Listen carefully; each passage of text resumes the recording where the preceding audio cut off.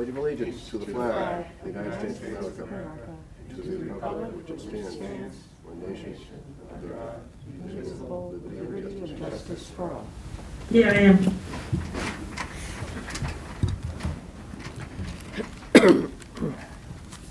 Okay, as we've been doing recently, this is a live meeting with people in the audience, but we're also going to be available on WebEx for people who care to tune in via WebEx. For those joining through WebEx, our access code is 2331-273-4888. And the meeting password is Tuesday. And I just remind anybody who is joining us by WebEx to please mute your microphone unless you're speaking, just so it doesn't mess everything up. This is a special budget meeting. That's the only thing on our agenda this evening. So with that, I'm going to turn it over to Dr. Conti and ultimately Nicole, and we can start working our way through. Thank you, Mr. Chair. And we essentially have 4 areas of the budget to look at tonight. We have on the agenda curriculum, elementary, student information office, and IT. So we might as well just go in that order. Sure. And so Nicole can step you through your budget docs. Again, starting with curriculum, Nicole. Sure, through the chair. So we could, you want to start with curriculum? Yeah, might Okay. as well. Okay, so curriculum begins on page 34. Total budget for curriculum is $395,009. And I will turn it over to Patrick to go through anything that he wants to highlight. Thank you. Through the chair. I just wanted to highlight a couple of the areas where you saw some significant increases. And let me just start towards the back, because our most significant increase came in ELL services, where I think we saw an increase of 400% in the budget, but just for people at home. And please correct me anytime, Nicole, if I'm wrong in what I'm talking about here. But in regards to ELL supplies, we're at 39,000. The request is rather 48,474, and that's an increase of 400% from where we were. I think off the top of my head, if I remember correctly, we were at 170 something ELL students just a couple of years ago. We're over 230 now, and we're also playing catch up, actually, in trying to provide the services for a lot of our newcomers that are coming and to provide the services they need. So a lot of this is in the form of curriculum that helps support the teachers in addressing the needs of these, increased ELL students, and some with some different needs in regards to what we've seen in the past in regards to some newcomers. So that's just a quick summary. I think it makes sense, and certainly to, get more detail, and I would love to have Mrs. Lamprey come in, Ms. Lamprey, some point before the end of the year, just to give you an overview of the whole ELL program and the good work that is happening at the elementary schools, middle school, and the high school in that area. That was the most significant increase for us. I mean, I think pretty much everywhere else we saw a slight increase in our literacy budget for the writing component of Keys to Literacy, which we had started implementing prior to the pandemic hit us, and now we're trying to pick up some of that.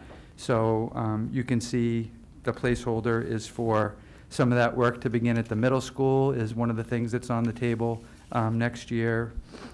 So that's why we have the significant increase in the budget for the English language coordinator under the literacy budget. I think those are the two big ones. The other thing I just wanted to reference as well is in regards to the math specialists, and I think you're going to hear about this from the elementary principals, particularly Mr. Rosenblatt at Fox Hill. We've talked about the enrollment figures at our elementaries. Fox Hill is now number 2 when it comes to enrollment. In addition, in 2021-2022, Fox Hill was identified as a Title I school, where in the past, when we had when we had those designations, we prioritized math coordinators at the schools that were designated. That would have been Memorial and Francis Wyman in the past. Unfortunately, the Title I budget doesn't cover the full cost of that math specialist this year, so we weren't able to do that. But we were also seeing some higher intervention needs at Fox Hill. I think a lot of that, and I know Mr. Rosenblatt could speak more articulately to it, is because we don't have the supports in place at that school for those students, like to help the teachers support the needs of the students that are needing interventions. So I know Mrs. Fortunato is spending a lot of time there. She's also trying to spend time at Pine Glen. So again, when we're talking about equity, we definitely do have an equity issue in regards to the math services we're able to provide for our Fox Hill students right now based on some of the data that we're seeing. So we'd like to address that through the budget. So you'll hear that clearly as well when the elementary principals speak. And I'm going to stop. Do you want to, is there anything else I should highlight, Nicole, from your end, things I missed? No, I think most of the others were level funded. Yeah, again, Patrick, just what I wanted to highlight, because you've been doing a lot of work on it, is Nicole, the summer work. What page is that on? Give me 1 sec. And while Nicole's looking that up, I just want to highlight the other folks in my office. I already mentioned Ms. Lamprey. I want to mention Ms. Sacco, Ms. Fortunato, Mr. Musselman, Ms. Pavlicek, of course, Rosemary D'Souza, who, provided a lot of the work that went into this budget preparation. So, and my friend Mr. Portier as well. So the summer PD and curriculum work starts on page 220. And it's 108,000, which is up a little bit from prior year. So a lot of thinking goes into summer planning, and it's not just about supplies and materials, as you all know. It's about the opportunity to do the curriculum work and training. So I just wanted to make sure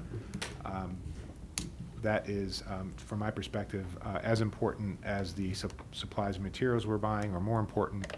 And again, I think Patrick does a great job trying to get ahead of that and to do as much planning as he can. You may see an increase here over what was expended last year because of the pandemic. We really didn't do a whole lot of summer work, so we're getting back to our summer training routine. So I appreciate that.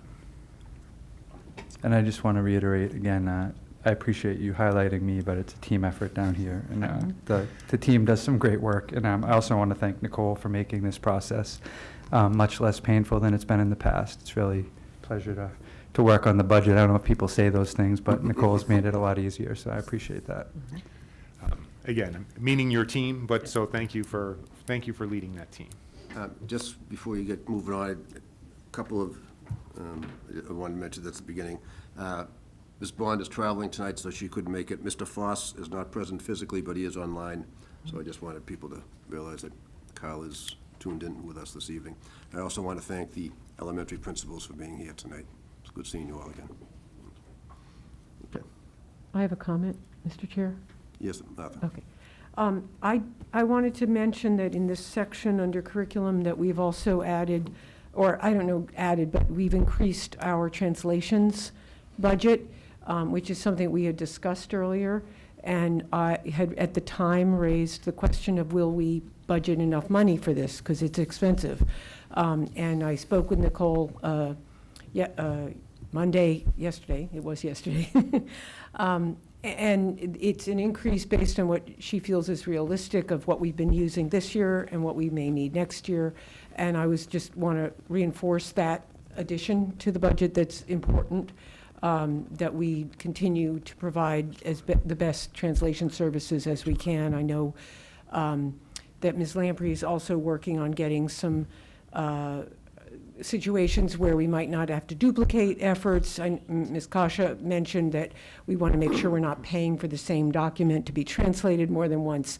But once we get into a routine, I think a lot of the documents will become easier also. And I just want to support the administration in that particular increase because I think it's really important. Thank you. Thank you. Any other questions for Patrick? All right. Dr. Conti? Thank you, Mr. Chair. We are, as you just mentioned, we are so fortunate to have our elementary principals here with us this evening. I want to make sure to thank them all for being here. I think they have a brief presentation, which I'm sure you'll enjoy, but I just want to highlight one of the things we talked about this morning at a meeting is we closed the schools for in-person learning on March 12th, 2 years ago. And the plan was to do it for 2 weeks. And so here we are 2 years later. And I think one of the things that I've been so impressed with, especially with our elementary building leaders, is for the families that made the choice. Again, I know March of 2019 through the end of the year was sort of a state of emergency, but starting in that fall, for the families who made the choice, students, elementary students in Burlington didn't miss a day of school if that's what they chose. So I know we had a modified 5-day-a-week schedule, but then we went to a full day, I think in April of that year, and we've been going 5 days a week with those kids for 2 years. And again, the principals have done an incredible job making sure that happens. And I don't think there are many districts that can make that claim. So again, it's really impressive. So thank you for helping to make that happen and to executing the plans, because sometimes we make great plans and you guys, they're not great plans, and you guys make adjustments, and I know those happened a lot over the last couple of years. So thank you for that, and hopefully we're seeing the end of some of the compromises that we've had to make, and we're moving towards a more typical year. So again, with gratitude. So I'll turn it over to you all. Do you have an order? Okay. Are we doing budget first or presentation? No, just do the presentation first, and then we'll get to the budget afterwards. We've asked the principals just to, they were slated to come, I think, prior to the Omicron, so I didn't want them to come 2 nights in a row, so they're going to be here tonight, and then Sure. They'll jump right into their budget, too. So, thank you. Thank you, Dr. Conti. Oh, thank you. Appreciate being here. It's great to see everybody in person, so we get very excited about those things these days.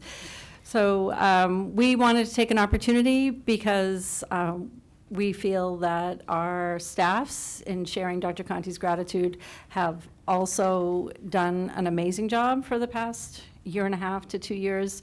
Their stamina, their dedication, their commitment to kids is really been exceptional. So we are grateful for our teachers, every one of our support team, every one of our specialists, our tutors, from start to finish. Everybody in that building has been working exceptionally hard, and all of us together are grateful for the team that it takes to educate our students. And we wanted to take a moment tonight to kind of highlight some of the things and remind people of the things that are happening in our elementary schools, and hopefully have a chance to celebrate their successes as well.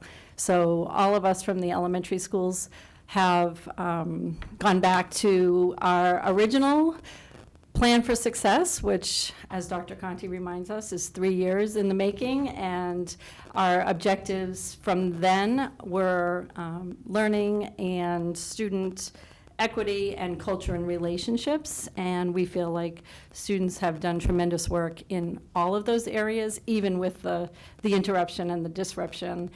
We feel like we have lots to celebrate in learning that's happening for our students. So we wanted to highlight some of those things tonight. And Mr. Lyons, I think you start.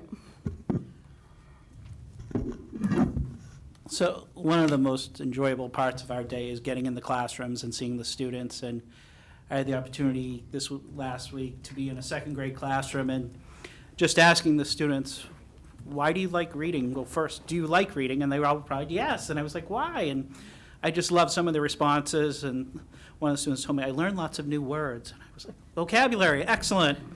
And one student says, my imagination grows. It's like a movie's going in my head. And I was like, wow, we have comprehension, gestalt happening. This is great. And another student really wowed me and said, I love the variety of books to pick from. And I went, wow, to show that higher order thinking of being able to recognize genre on the different pieces. And that's taking place in second grade, so it's just fantastic.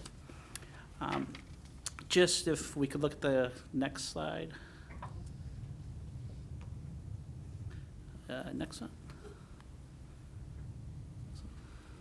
One more. Yeah. So reading is really an incredibly complex thing. It's one of the most complex things we do as human beings. And if you think of a rope and the individual strands of a rope come together, one of the things is you have a language comprehension component, and that requires background knowledge, vocabulary, language structure, verbal reasoning, as well as literacy knowledge. And then you have a word recognition component to it, and that requires phonological awareness, decoding, and sight recognition. And as these all come together and intertwined, you get increasing strategies, you get increasing automaticity with the reading, and that's what makes really a skilled reader. And it's really quite amazing when you think of how long this process takes and how these isolated skills come together in unison to create a reader. We could go to the next slide, please. One of the things we do in Burlington is we have a blended literacy approach. And in that, we start really at the phonemic awareness. And phonemic awareness is kind of a big word. It's a little scary, but if you really think about it, it's just letter sounds. And those are phonemes. And that involves teaching syllables and rhyming. So some of your earliest introductions to reading are rhyming, and this is particularly true at your preschool and kindergarten levels. You then move on. We have had the benefit the past year or two to have the Haggerty program and KN1 for phonemic awareness, and that has resulted in some incredible results. We've seen some of the highest scores we've seen on some of our universal screens and end-of-the-year assessments, which has been just an absolute delight. Some of the tools that we use to measure this is our Dibbles and the Burlington Phonemic Awareness Screener, which is really an incredible tool, and that's an in-house tool that was developed by the staff. Along with that, as we move into phonics, which is the decoding, and the fancy word for that is orthographic expectancies, but you can go with decoding. Our phonics instruction is provided through Foundations, and that's in grades K through 3. And the assessment tool we use for that is iReady, and that's our universal screen where we check in with all students routinely throughout the year to make sure that students are making progress and moving along. From there, you have your phonemic awareness, your phonics, you're moving on to your fluency. And fluency is largely speed and accuracy you read at. And where we provide a lot of our instruction with that is the good quality literature. From that first slide when the students were talking about genres and varieties of reading, we have a plethora of books throughout our libraries at all our buildings for the students to choose from. And what we really use there is that the DRA instrument comes in, and that helps us assess a lot of things as far as fluency, speed, accuracy, decoding. It's a tool that we've been using for a long time, as well as iReady. So we have those two tools in unison to help us look at fluency. If we go to the next slide, please, Bob. Bob, I don't know if you recognize the teacher in the picture there, but we have Mrs. Kuna with a guided reading group. And another component of a blended literacy instruction is to work on vocabulary, and that's your new words and meaning. And that, again, is provided through good quality literature. And our assessment tools, then, again, are iReady and DRA2.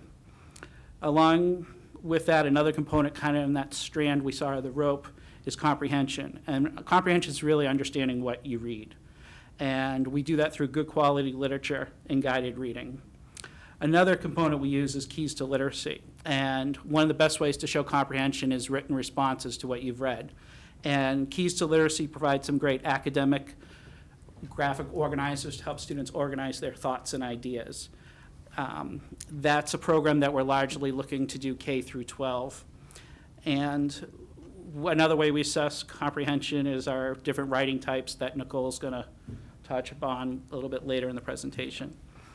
And really at the heart of what we do in blended literacy is guided reading. And really what guided reading is, that's your small group reading instruction where it's differentiated to support students' needs and promote growth and reading proficiency.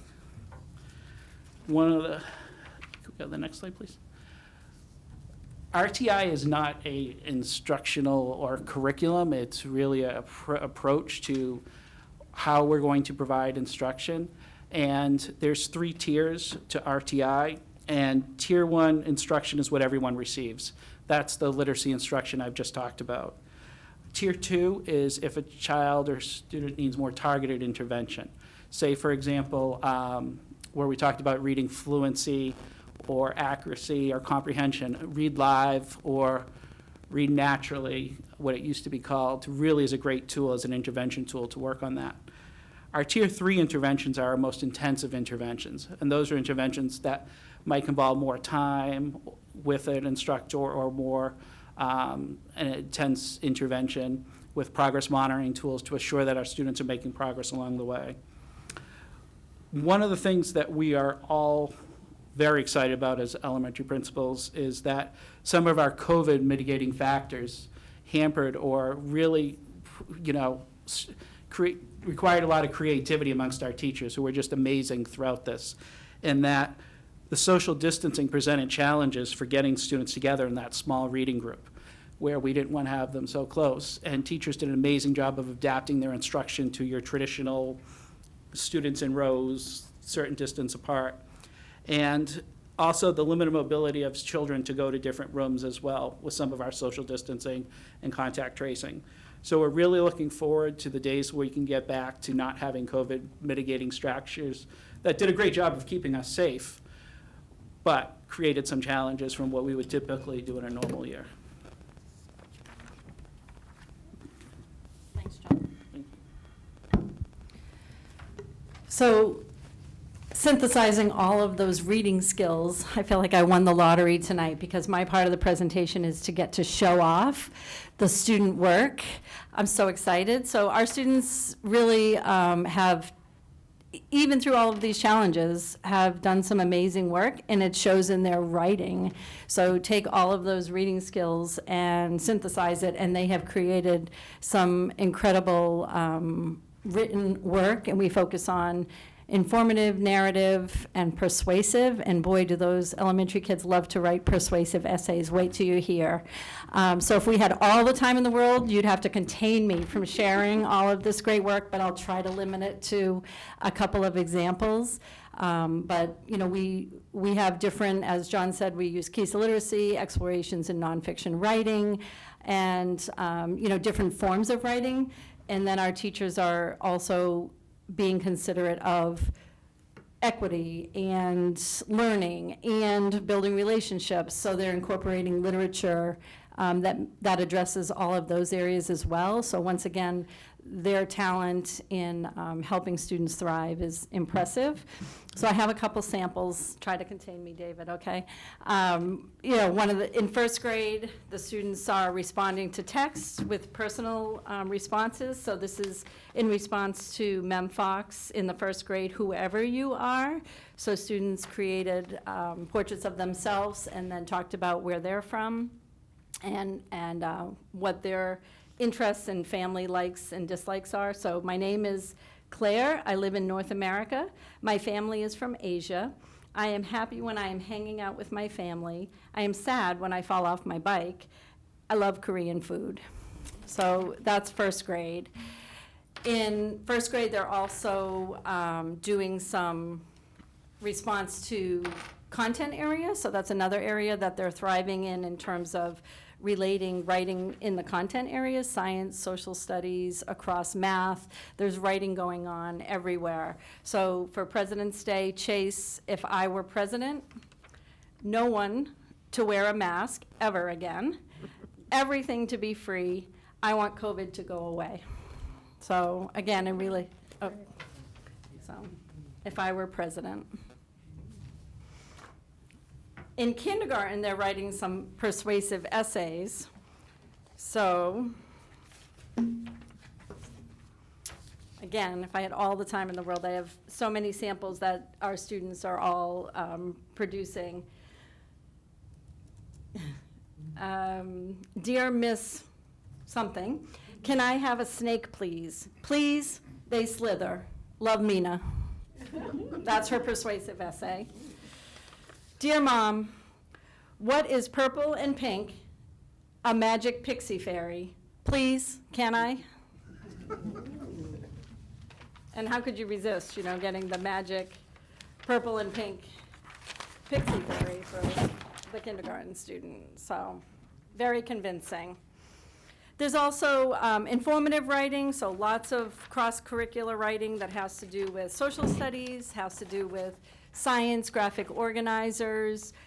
Not enough time to read everything. This was in response to a 4th grade, the river ends story, and she was describing the beginning, the middle, and the end, and how it impacted the natives in the settlements back during early days.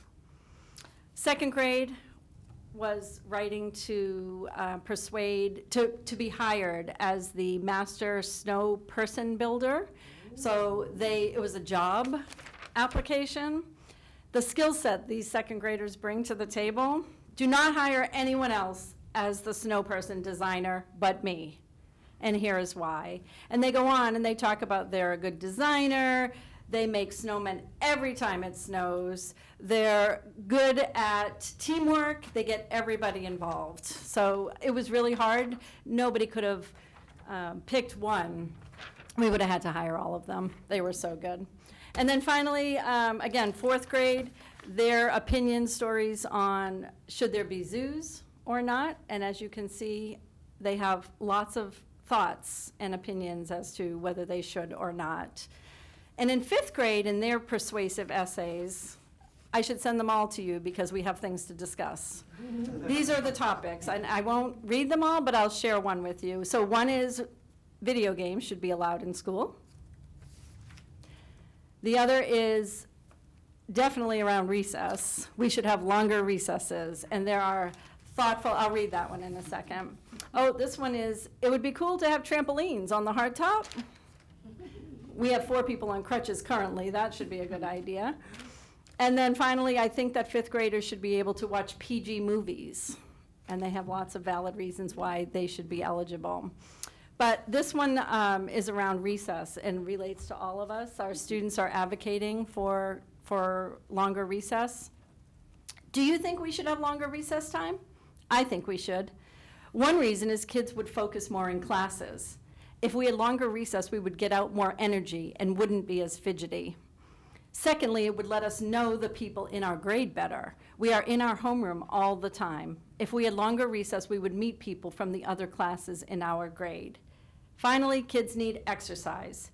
Did you know that kids my age need about 60 minutes of exercise each day? If we did not have longer recess, we would get 20 minutes or less. P.S. Before you decide, could we please try a trial basis? Sincerely, Cam. Thinking about that. So we're piloting the idea of longer recess, thanks to our 5th graders. So their writing has been tremendous. Again, the synthesis of the reading skills across all the content areas has been impressive.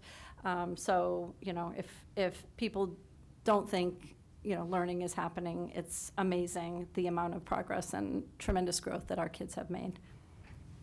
All right, I'll contain myself. David, it's your turn. Thanks, Nicole. It will be hard to follow up on all of that. I won the lottery. And I Get it. sincerely mean it, all of those incredible writers, but I'm going to do my best. So we've spoken a little bit about 2 academic areas, ELA and writing. And I wanted to talk a little bit about social emotional learning. Bob, if you could just bring up the slides. Always, but throughout this pandemic especially, the social and emotional needs of our students are of the highest priority. The relationship building for students and staff, the relationship building between students and their peers is of the utmost importance to every person in our building. With the pandemic, it's brought an increase in need. It has brought kids feeling isolated. It has brought kids having less play dates, having less time to interact, having less time to do things and just generally be kids. So our mental health director, Chrissy Concession, this year offered a professional development for all staff, which we took part on the January Professional Development Day, about trauma-informed practices, which was brought to us by UMass Medical School. And those strategies were how to best support students academically, socially, and emotionally through the impacts of the pandemic, but also just in general struggles of students. Additionally, we've continued using the responsive classroom approach to community building and discipline.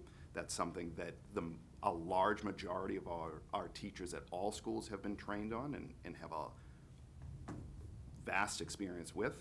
One important part of that, and what you can see in this picture, and it's first grade, that's Miss Steele's room, is morning meeting. And what morning meeting is, for those that aren't familiar, it looks different from kindergarten through 5th grade, but it's happening in kindergarten all the way through 5th grade. And it's every morning, and it starts with a greeting and students connecting, and students connecting with each other, students feeling heard, students feeling visible. There's a sharing part of morning meeting. There's a community building part of morning meeting. So it always starts the day off on a really upbeat note and an uplifting start to the day. Bob, next slide.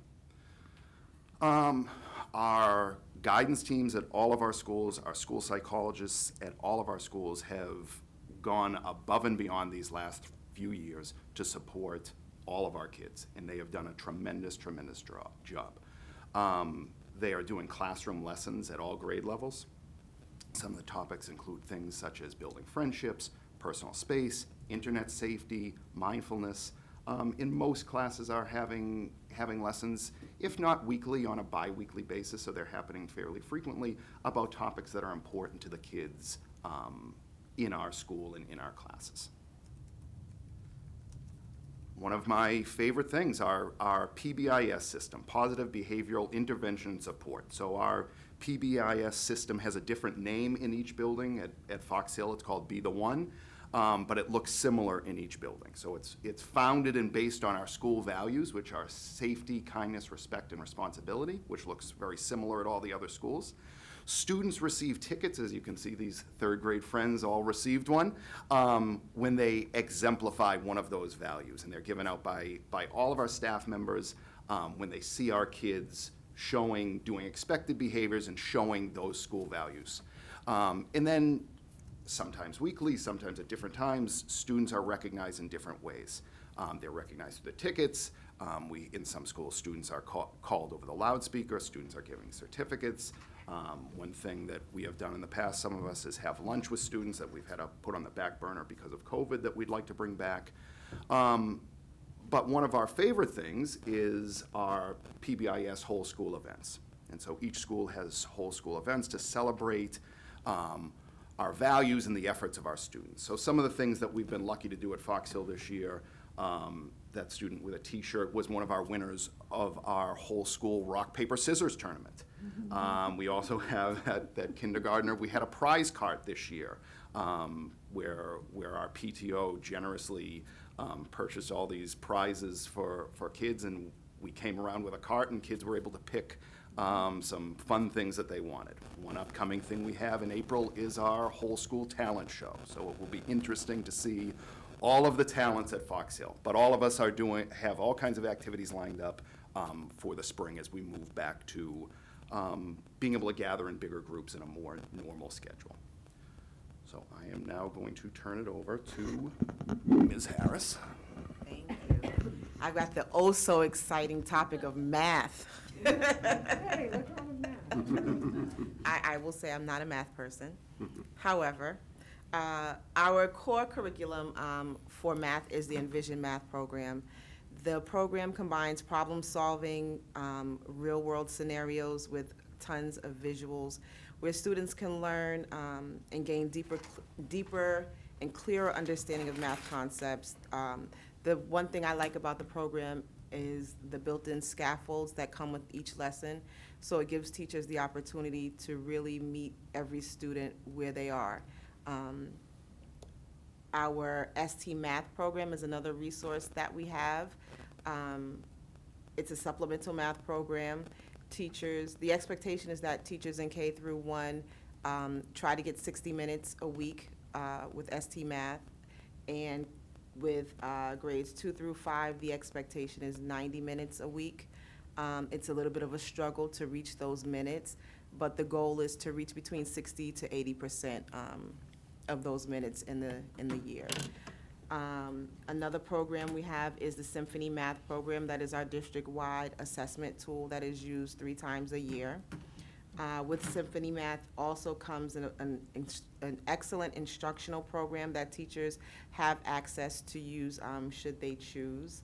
And it's available for all students. That's the exciting world of math.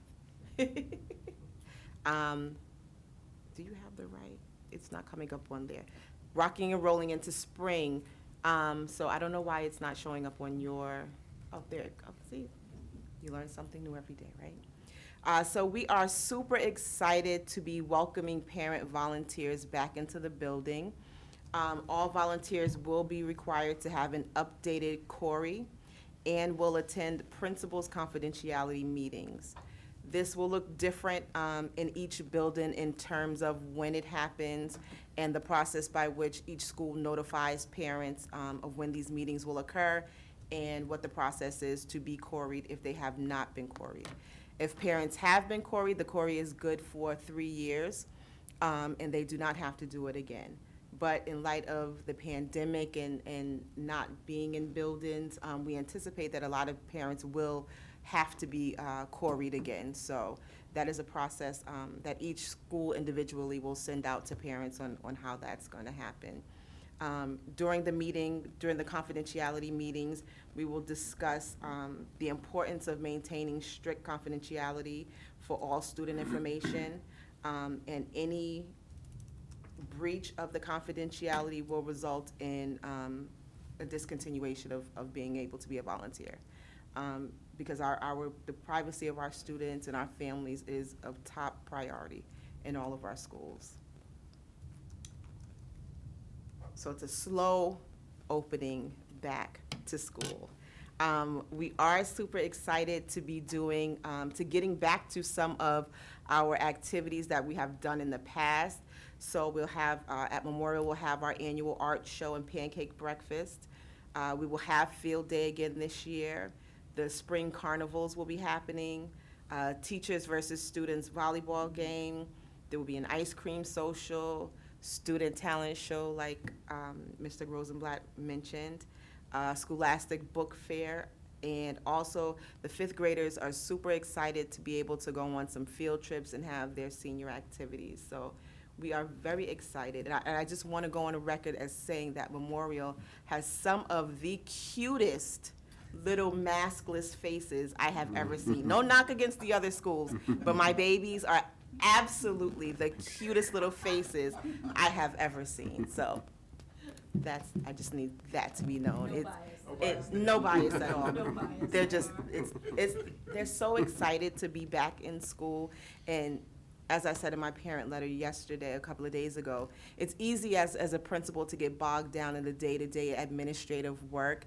And it's so nice to be able to get out and to get into classrooms and seeing kids being able to interact in groups again and talking to each other and smiling and laughing and joking. And one little girl came up to me in the hallway and she was just looking at me and she said, "You look so different." I said, "I do?" She said, "Yeah, you look so much younger." And I kind of like, well, is that a compliment? Or like, what did I look like before? Geez, okay, well, thank you. I'm glad you think I look younger. But they're all super excited to be able to interact with each other again and be in groups. And, you know, it's been exciting being back in the building the last few weeks. That's it.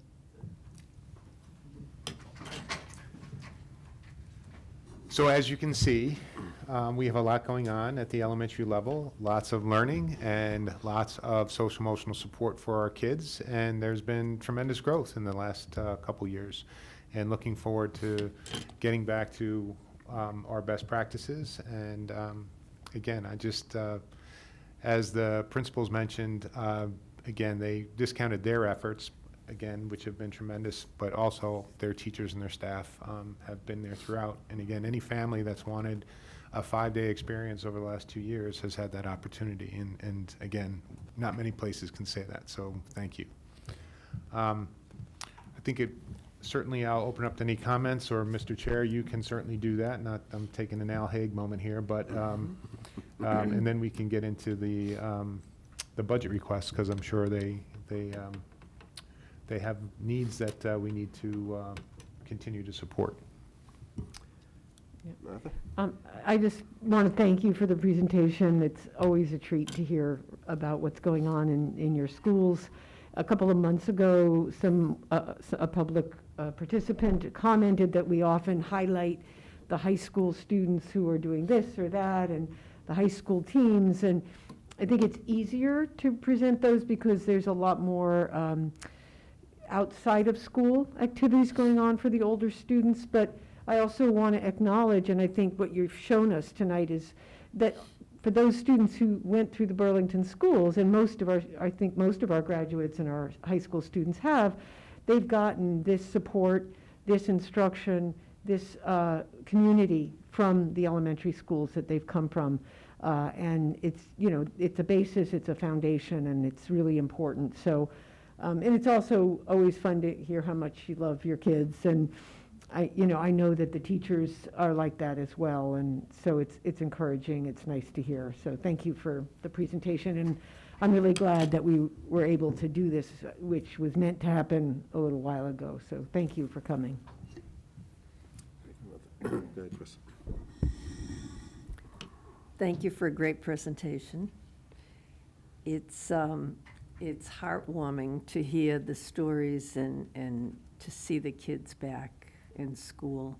I can remember one day, it was probably in the late fall a year ago, and I was at my daughter's house, and Frankie, you all know Frankie, was sitting in front of a computer screen raising his hand, to attend school by computer. And it was, it was a really tough couple of years. It was almost heartbreaking to watch the littles, going through that. So I'm so glad we're all back, and thank you for a nice demonstration and presentation. And I'll echo the remarks. I appreciate you coming out. As I said at the beginning, it's nice to see people in person again, and I'm sure you guys get to experience that every day. So thank you very much. We do certainly appreciate your efforts. We don't get the opportunity to say it that often, but it's nice to be brought up to date on occasion as well. So now you get to ask us for some money. That we don't have, but.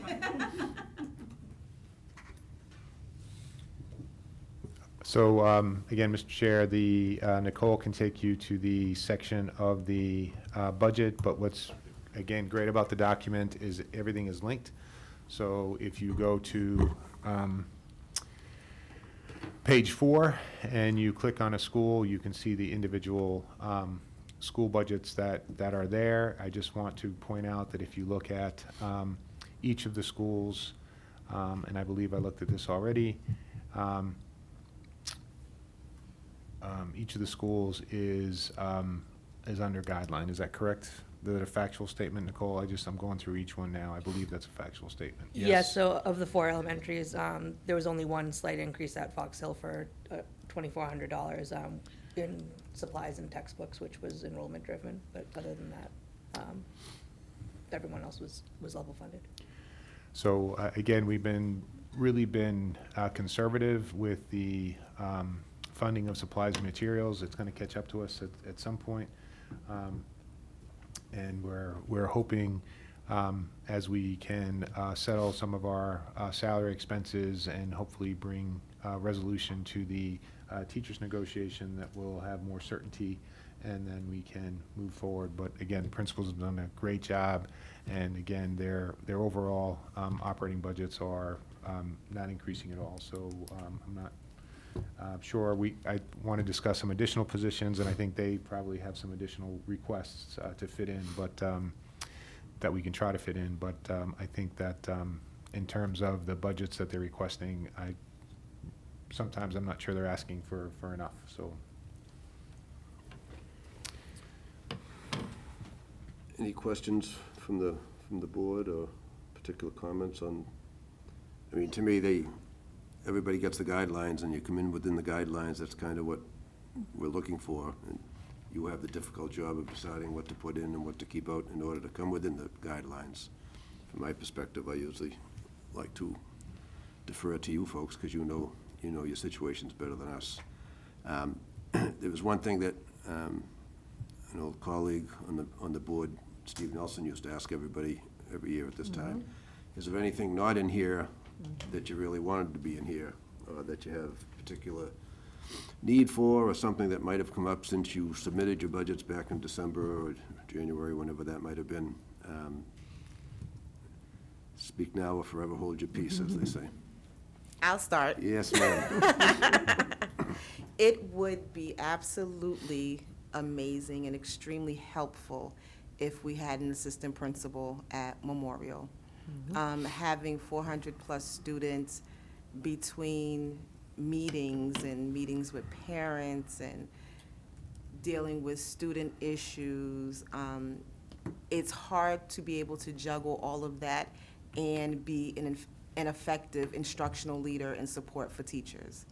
So if there was a second person in the building and a second administrator that we can kind of split, that I could split those duties with, and it allowed me more time to be able to get in the classrooms and actually meet with teachers and have good follow-up and good conversation and get some more instructional conversations going between grade levels, and not have to worry about being pulled out for a meeting or to deal with a student running down the hall or whatever the case may be. It would really, really, did I say really, really help. Believe it or not, that's not the first time we've heard that request. I'm sure, It's not. but it's Especially- really helpful. Especially from Memorial. I mean, we all understand that the population, since the new building came online, has certainly increased down there than over what it used to be, and it's a legitimate need that we've heard before, and we're hearing it again. When we referred to the guidelines previously, when it goes out to you folks to give us some within our operating guidelines, we have to ultimately deliver a budget to the town that also is within those guidelines, or as close thereto as we can possibly make it. So we're going to hear your wish list, and we're going to seriously consider everything, but the high school will be asking similar things, the middle school will as well. And then one of our jobs is to try to balance it as best we can and get what we can within our guidelines. So certainly appreciate the need. I don't think you'll find anybody out here who quarrels with the need. And hopefully, I don't know, be nice if we could accommodate it, but I can't make any promises at this stage of the game, I guess. It's my only wish. You're not asking for much. Martha, did you have something to say? Well, I was just wondering if we're going to separately talk about all the positions that are requested. Are we going to do that now? We'll do that now. Okay, because I want to, I also feel that there need to be more assistant principals in the district. When I ran for school committee 7 or 8 years ago, there was a discussion about it, and none of them made it into the budget. And since then, we've had 2, and now we have 1, and we need it. And as a former teacher, I was always a little wary of budgets that were adding administrative positions. But I also feel like without those assistant principal positions, we can't do what is our top goal, which is to help our teachers be the best instructors that they can. If we are saying that we want our teacher evaluation process to be productive and helpful to our students, then we need to have our principals available to do that evaluation, to do that supervision, to make those progress. And there are other ways to help teachers with their instruction, and to, whether it's peer coaching or other things that we can look at. I do feel strongly that we should be doing what we can to add back in the assistant principal that we lost, and possibly others. So I'm hoping that there'll be room in the budget this year for that. Chris? Can we hear from the others? So I had made 2 requests in the budget this year. And I have made requests in the past, and you all have been incredibly generous, and I'm very thankful for that, so I am asking again. The first, like Ms. Harris, is for an assistant principal at Foxton. And we are at our enrollment is creeping up and up and up. We actually just got 2 students that started on Monday. We're in the 480s at this point. The space is incredibly tight. Having another administrator in the building would be very helpful for me, would be very helpful for the staff and for the kids, just to be able to support all of the things that we're trying to do. As you mentioned, Ms. Simon, the teacher evaluation, having another person helping me to support that would be incredibly helpful and beneficial. It would really make the process a lot more meaningful, to be able to devote more time to it. And just the day-to-day things that are happening with that many students in the building and in the staff, the size that it is, it's hard to always be in all the places that I need to be. So that's one position. The other position, like Mr. Larkin had mentioned, is for a full-time math specialist. We currently have a split position, which is split reading and math. It's just hard to decide what's more important. They're both important. Reading's important, math is important. So that person in the position has done a great job.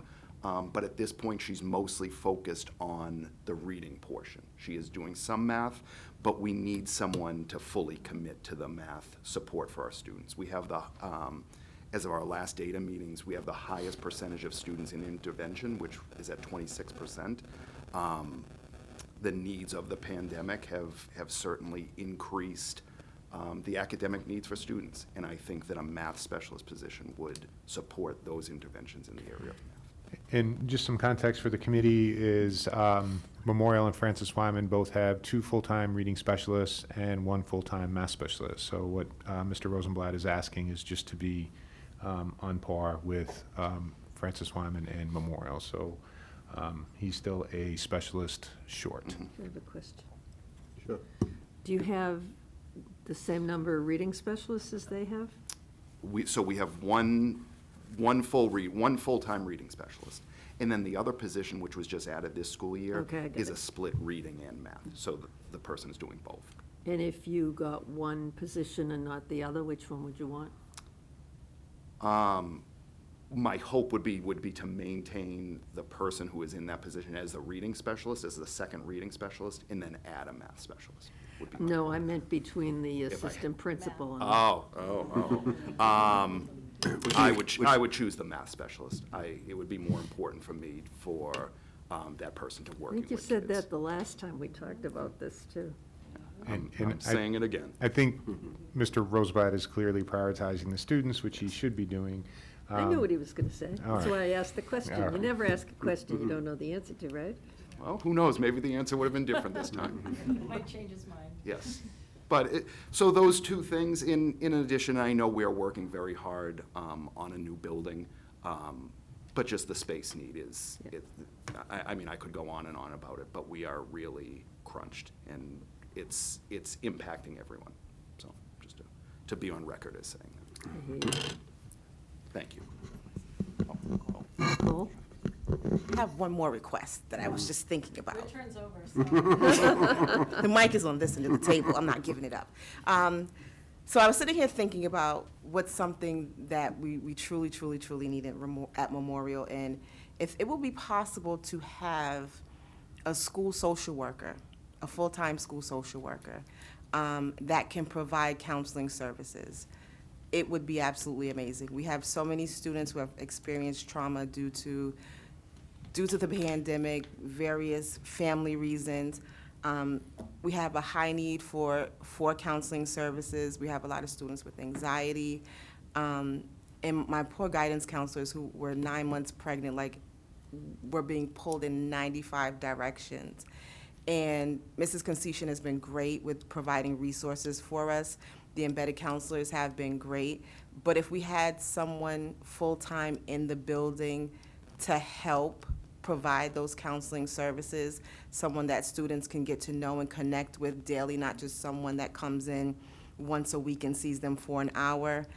It's hard to build a relationship with a child where your counseling can be effective with them if you're just seeing them once a week. You just met them last week. They're not going to open up to you that easily.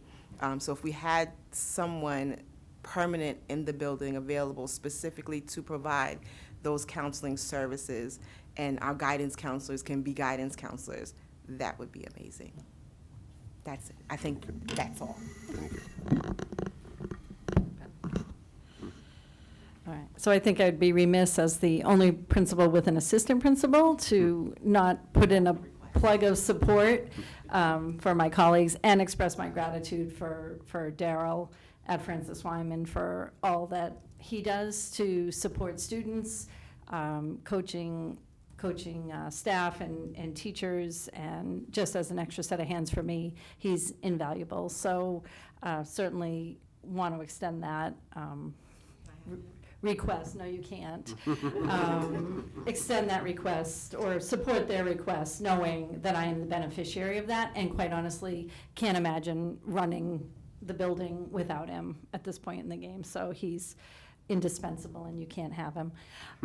So in terms of Francis Wyman, our request is a little bit different. Our logistics are a little different, and it comes in terms of specialists to support kindergarten. So now that we have 5 sections already, our specialists are full and do not have the flexibility in their schedule to accommodate kindergarten specials, and it is quite the challenge to provide specials now to K outside of our full-time specialists. So the one request I've formally made is for a part-time art teacher to help. We only have one art teacher in the building, and she covers all 30 regular general ed classrooms, whereas we have 2 music specialists, 2 PE specialists, and they split the load, but Lauren sees every class.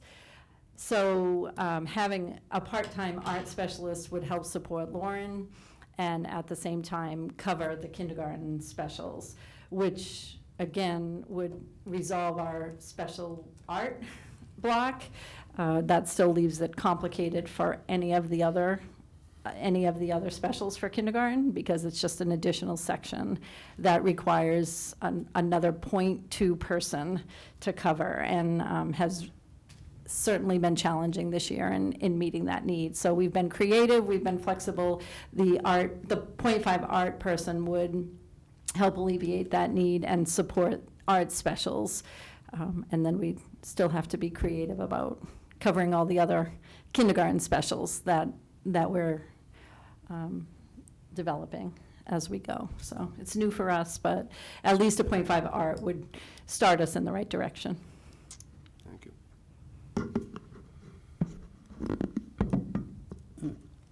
I just want to thank the committee, because I remember a time when we didn't have school psychologists that were building base. We didn't have special needs team chairs that were building base. We didn't have the RTI tutors that we have now. And it's been a significant investment in the children, and I think the results have been just fantastic that we've seen along the way.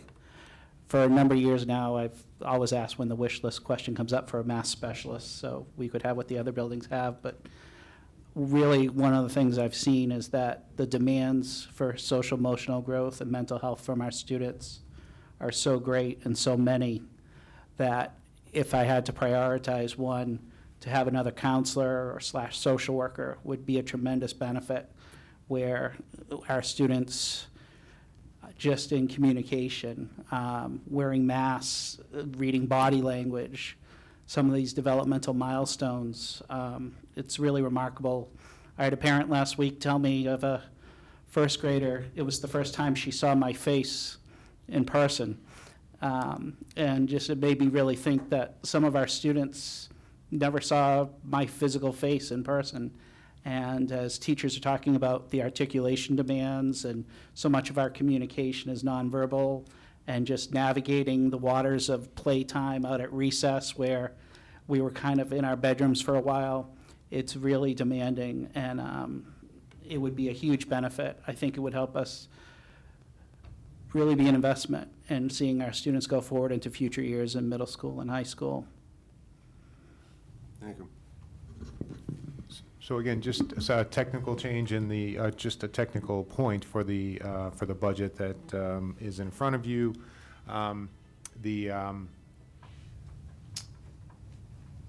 The proposed budget, again, as Nicole mentioned at our last meeting last week, came in about $390,000 over the guideline projected. That's on your, basically on page 4.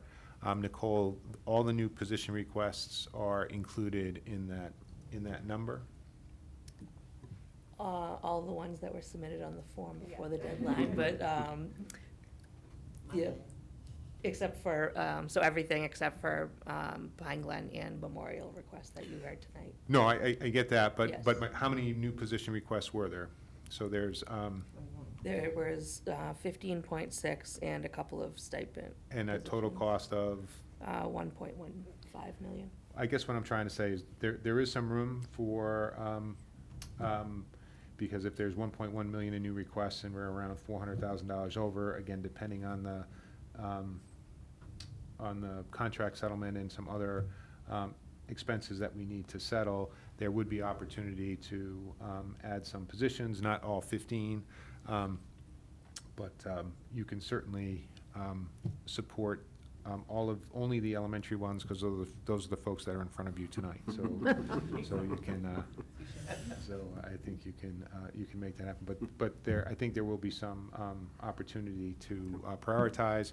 We can certainly follow up with the principals if we had a decision to make in regards to a choice. We would come back to you to help us make that decision. Again, thank you very much. I think their budgets are where they're supposed to be. I think their requests are all, shouldn't be that new to the committee. You've heard many of these requests. I do think I'm going to concur. I think these gentlemen will concur about the additional social emotional needs of our students, and I don't think it's going to be too far into the future that a licensed social worker is just going to be a critical part of every school building and every staff. So I think that's something that you're going to see and need to plan for in the near future. So thank you all very much. Thank all of you for coming tonight, and hopefully we can circle back to you and meet some of your requests. Thank you. Thanks for coming in.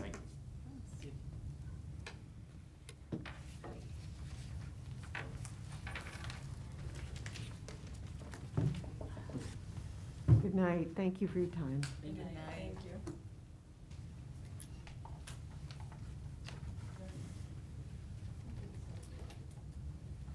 Mr. Chair, just to move things along, may I move Yes. things along, sir? Thank you. So Robin, come on up. Rob Miliano, you know, is our outstanding Director of Student Information. Robin's job has just gotten more and more complex as the years continue.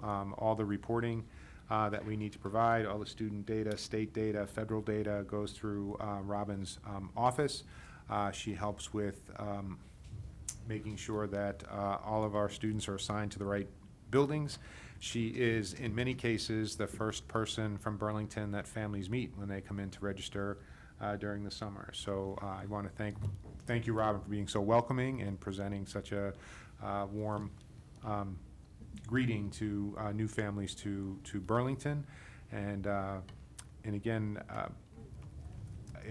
incredibly important part of her job is our Chapter 70, our state funding, is really generated because of the reports that Robin files. So a big chunk of our budget is the result of her efforts. So thank you.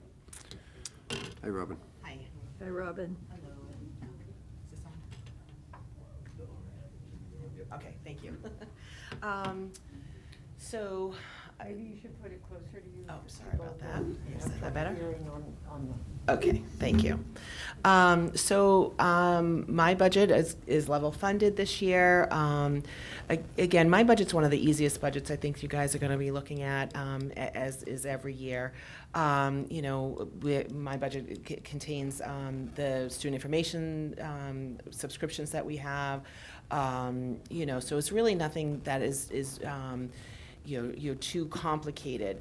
But one of the things that I wanted to talk about tonight was just to sort of give you guys an idea of what, when we talk about Aspen customizations and we put aside some money for that, what that really means in terms of how it's beneficial to the district. So some of the things that we've been working on and having these customizations done is we're working on having our elementary report cards translated into the languages that our families need. The elementary report cards are standards-based, and so it's a lot of words, And so we're working with Lexikey to get the report cards translated, getting them into Aspen, and then we're working with our Aspen guru to try to get those reports printed easily for our parents and our families. So I think that that's one of the bigger projects that we're working on this year. We've also worked on a new conduct workflow for the high school. We're piloting it at the high school where teachers will directly submit a conduct, and it goes directly to the associate principals. And so there's a lot less of that paper movement, and the teachers, once the principals determine if in fact there's something that needs to be done, the teachers get notified right away. So it's sort of a nicer workflow for the teachers to get some response as well. We worked on a new FEL workflow, so the former English learners workflow.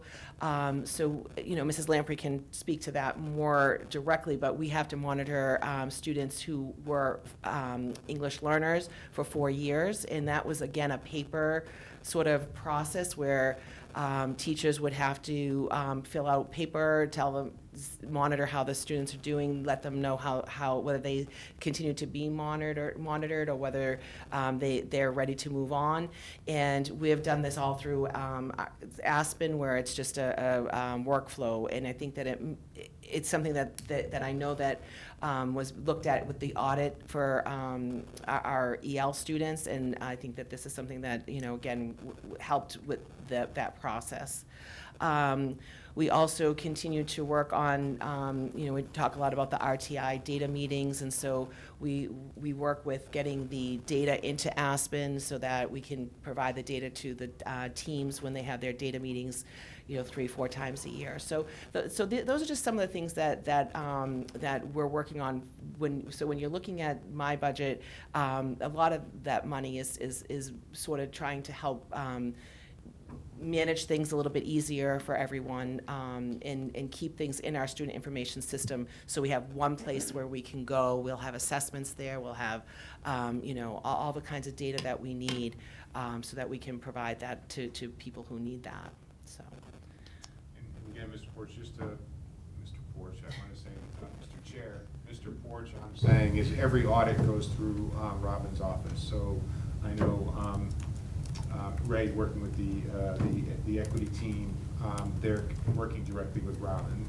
Patrick, your Department of Ed audits, again, all go through Robin's office. As he mentioned, the EL audits go through Robin's office. So in addition to her full-time day job, she is also providing information to help us get better and help us to improve. So it's a critically important part of what we do. Anybody have any questions or comments for Robin? Anybody? Just thank you for keeping track of all this important stuff and for thinking of ways to improve it for the teachers and for the families. So that's been really helpful. Thank you. Thank you, Mrs. Just a quick one. Good. You do a great job. Thank you. Thank you very much. Patrick? I just want to also thank Robin for her proactivity on a lot of these issues that would be easy to, to get lost with everything else she's doing. But today we had a meeting too. I just want to highlight this, and this is, again, because Robin's always thinking ahead.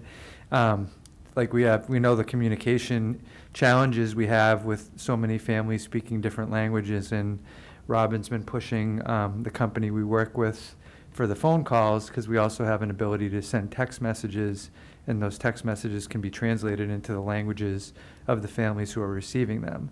So just, we also know that a lot of those families won't check emails, is what we're hearing feedback, and the phone is the best place to communicate. So through the spring and into the fall, we're hoping that we'll have a system in place that will better ensure that all of our families get the messages the district's sending out. So I want to thank Robin for constantly pushing us on that as well. Great. We're not Thanks. surprised. And I also want to just, as Patrick had said, it's not just me in my office. I have a great team that works with me. Sandra Langenfeld is fairly new in her position, and she is just knocking it out of the park. Kathy Van Kulenberg is just been a great asset to us. And then we have George Balian, who is our new attendance officer who works out of our office, and he's a great addition. And so, it is a team effort for all of us as well. So I just wanted to make sure everybody knew that as well. Robin, thanks very much. Thank you.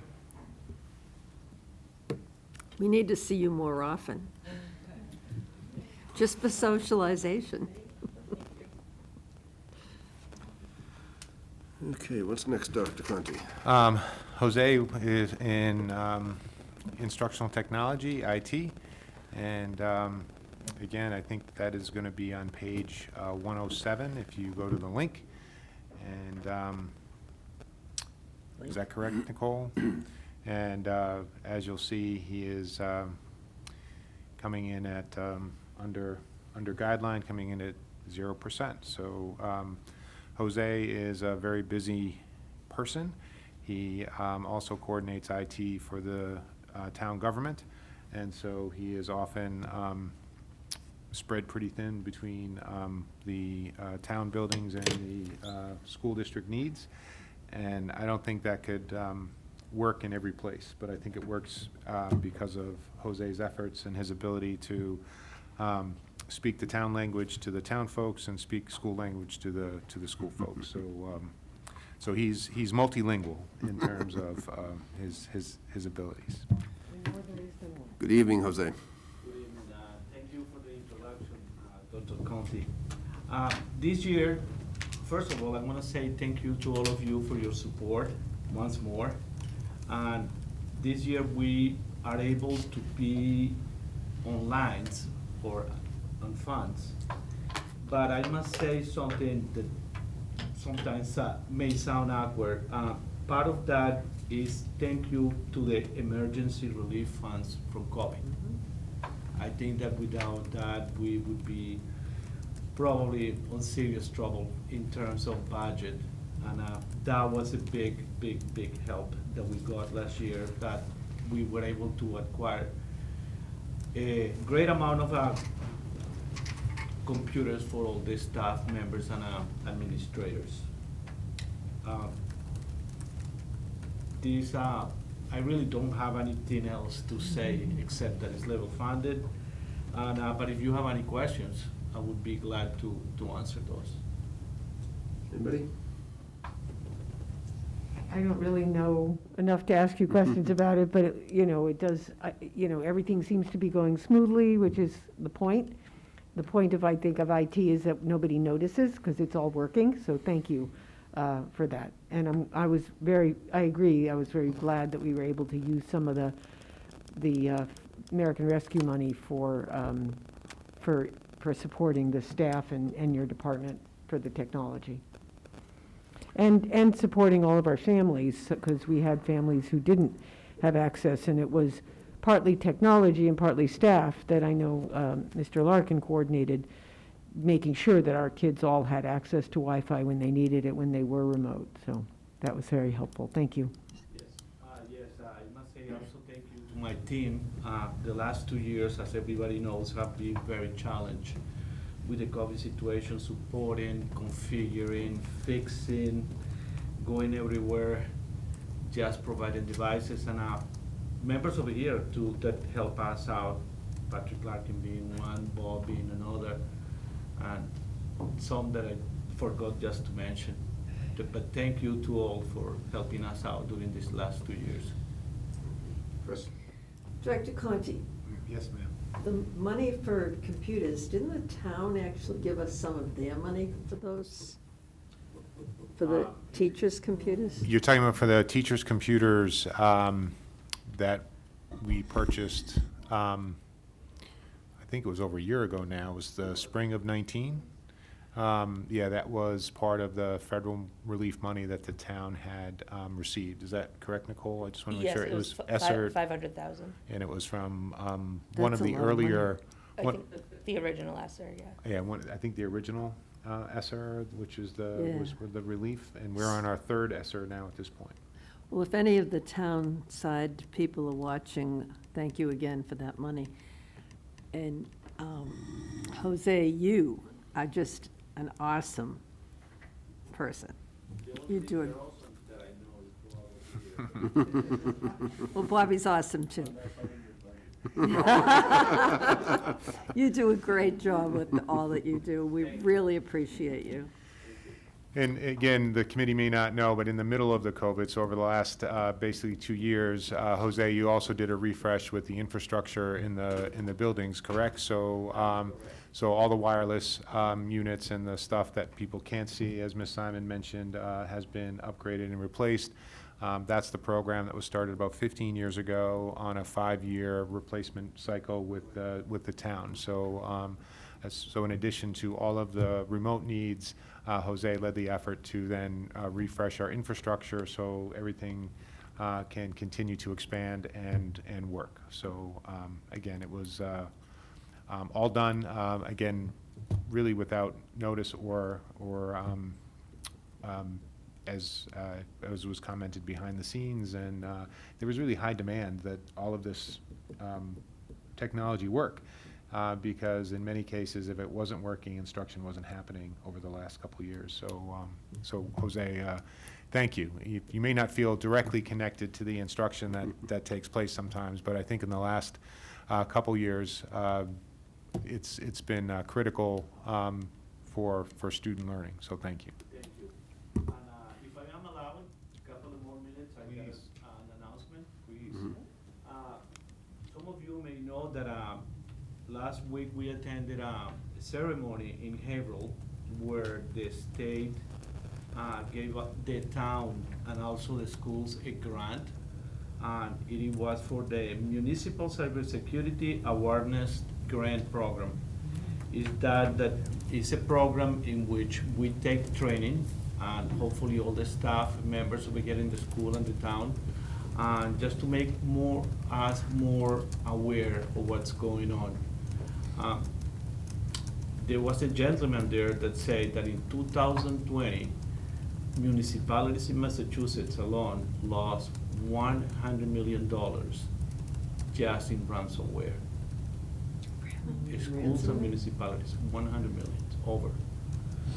So we're gonna be trying to start this program, and I will be talking more in detail with you just to see how we're gonna set them up, just because there are 3 methods. One that would be all year, one that could be in a professional development type of thing, and there is another one that is more flexible.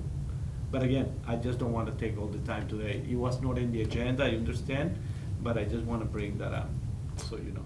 Thank you. Just one comment, and I echo my colleagues' remarks, Jose.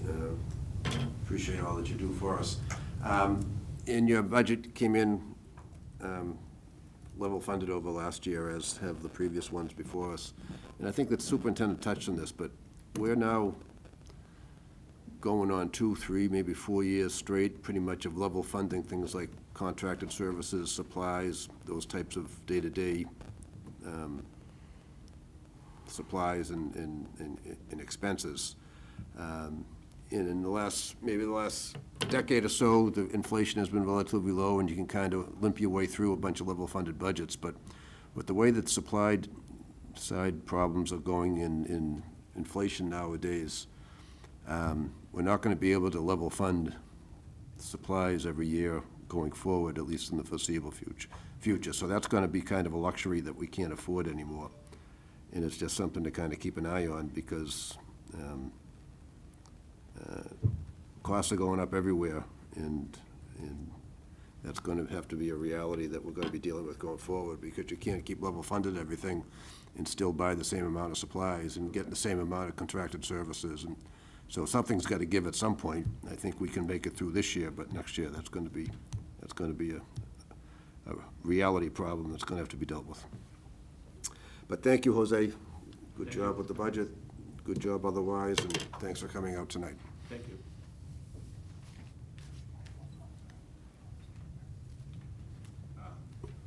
Patrick, you said you had a brief update?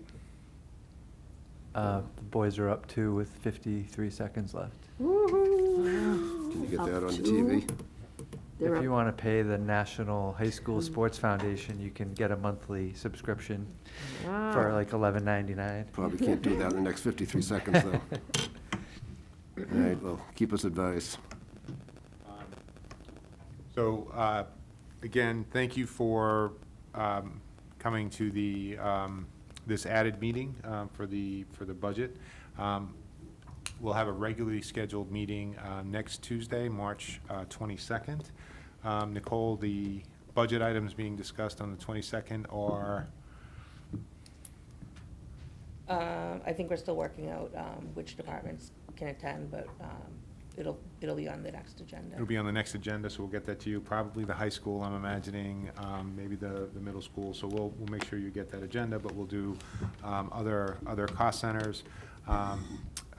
Mr. Moran, who wanted to come from his ISAC responsibilities, is not available, so we're going to push him. And then I do think we're going to get a presentation on the Community Preservation Act, a brief presentation next Tuesday as well by Mr. Cohen. So, so I think that's, but it's going to be mostly budget moving forward. You won't have as detailed a presentation from the middle school or high school administration because they've already been before you in prior meetings. Right. So I don't have anything else. Anything else from the If board? we're making announcements, I wanted to congratulate all of our students in DECA who did an amazing job, and I don't know their names, but I think there's over 10 students who are moving on to the next round, and I'm just, as always, I mean, since I've been here, DECA's been doing a great job, and it just keeps getting better, and all those individual students are doing an amazing job. They're winning first prize and stuff. And so I apologize I don't have their names, but you know who you are, and you're doing a great job. And Well, thank you also to the teachers who are there behind them. Again, through the chair, Patrick mentioned we'll get you a summary for next Tuesday, and then after nationals, if we have time, we'd love to have the students come back in front of you like they've done in the past, so we can do that. Go ahead, yeah. Ah, okay. Yep, This was a good. budget meeting. Yep, it was. Live, so that's what Yep. Okay. How much time is left? I'm just watching Brian Brothers' Twitter account, so it's still on 53 seconds. Ah, okay. All right. 53 seconds. Any other old business anybody would like to bring forward? Seeing none, the chair will entertain a motion to adjourn. So moved. Second. Moved and seconded, all in favor, say aye. Aye. We are adjourned.